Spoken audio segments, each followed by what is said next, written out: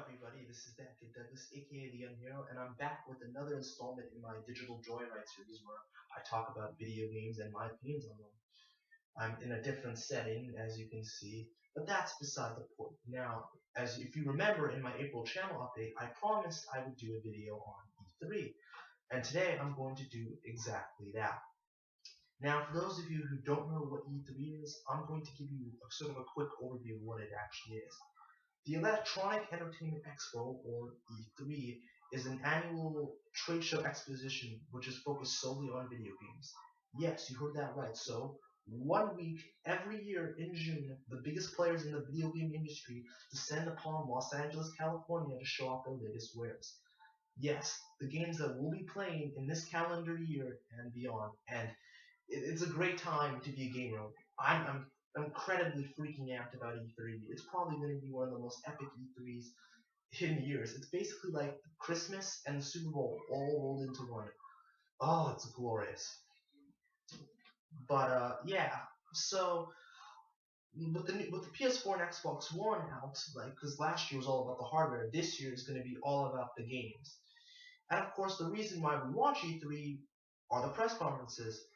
So I'm going to tell you the times of all the press conferences so you can watch them. Now keep in mind the press conference start times are different for each specific country and region. They're very different. So I would suggest looking up the time conversions to see when the press conferences start in your respective countries and regions. In fact, I'll do one better. I'll leave a link to a thread on neogap.com, which is an official scheduled thread, which basically shows the time conversions for each respective country and reason for the press conferences. And it basically tells you everything you need to know about E3. So I'll leave a link in the description down below. So here are the press conference times. Microsoft's press conference, it's subtitled Xbox Game On. It starts at 9:30 a.m. Pacific Time, 12:30 p.m. Eastern Time. EA's press conference, which is subtitled World Premiere E3 2014 Preview, starts at 12 p.m. Pacific Time, 3 p.m. Eastern Time. Ubisoft's press conference is at 3 p.m. Pacific Time, 6 p.m. Eastern Time, and of course Sony's to wrap up the day is 6 p.m. Pacific Time, 9 p.m. Eastern Time. And Nintendo's digital event thingy starts at 9 a.m. Pacific Time, 12 p.m. Eastern Time. So those are all the times for the press conferences. I'll be watching every single press conference. I'll be literally glued to this computer just watching it because as a gamer, it's a really exciting time just to see all the awesome games that are going to be shown, honestly. And I'm going to be tweeting like crazy tomorrow during the press conferences, reacting to every announcement and every reveal as it's happening live. So if you want to see that as well as all the other crazy, random, weird things I tweet about, you can follow me on Twitter at @thatkiddouglas to see that. Now, personally, the games that I'm really most excited for this E3, there's only a few. The new Uncharted game for PS4, it's gonna look absolutely amazing. It's developed by Naughty Dog, which is one of my favorite developers in the video game industry, one of my favorite developers of all time. And now I know there's been a lot of development turmoil at Naughty Dog over the past few months with Amy Hennig and Justin Richmond leaving, and then Todd Stashwick, who was the guy who voiced the villain in the Uncharted and the teaser when Uncharted was announced. He's no longer attached to Project. But Neil Druckmann and Bruce Straley, who were the creative leads for The Last of Us, are in charge of Uncharted for PS4. So I believe it's in good hands.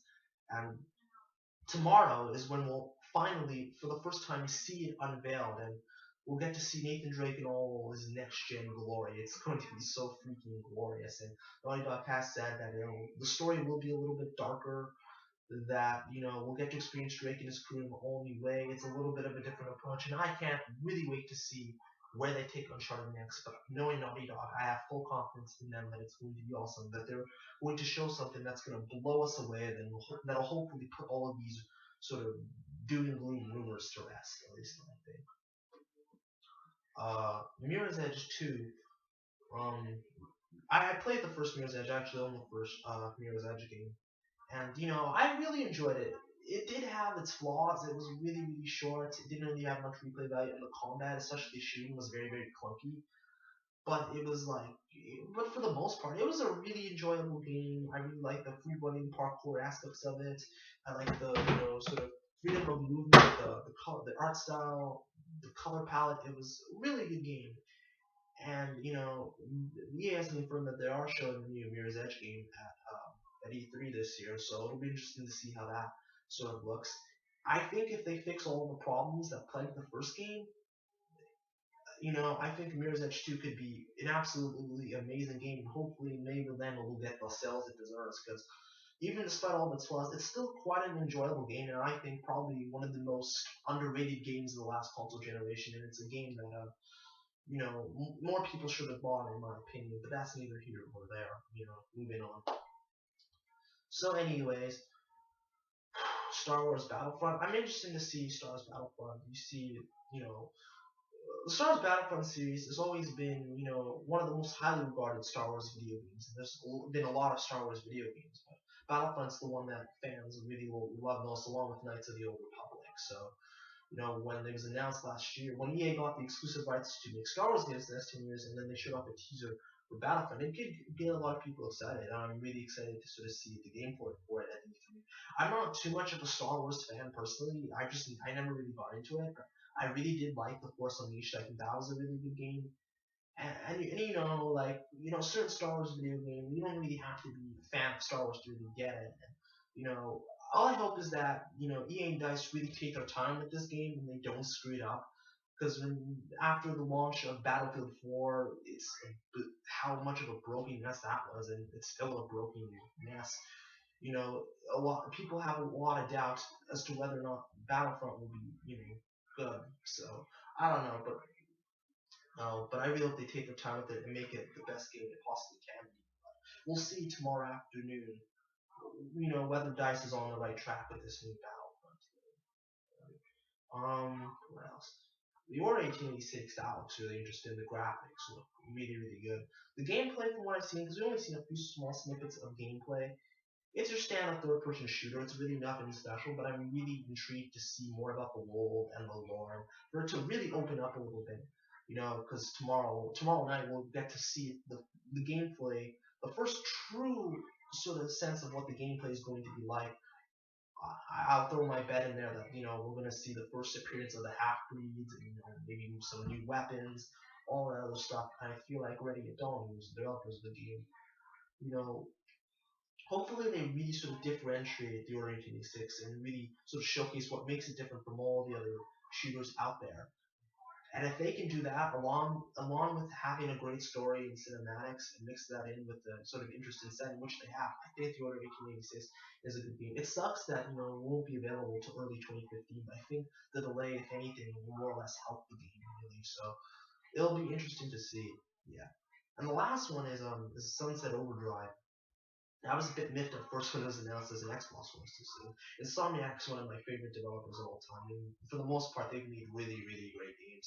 Ratchet and Clank being one of my favorite video game series of all time. Spyro. The first video game I played, Resistance Fall of Man, which is an excellent game. You should go play it out. It's excellent. So, okay, to be honest, they've been making some pretty mediocre games. You know, over the past years, the last few games haven't really been that great, but it really looks like to the Insomniac that I grew up and loved for all these years. It's funny, it's irreverent, it's colorful, it's stylish, it's freaking weird.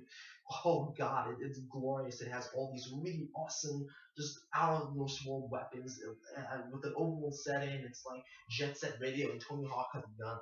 It looks absolutely crazy. It's that kind of game that actually makes me want to go out and get an Xbox One because it just looks so amazing, and it's Insomniac, so how could you go wrong? And you'll have 8-player co-op, so we'll definitely see more of that tomorrow afternoon with the Microsoft press conference. And it'll be interesting to see how the interesting gameplay mechanics, how they can make it not boring and repetitive for however long the game is going to last.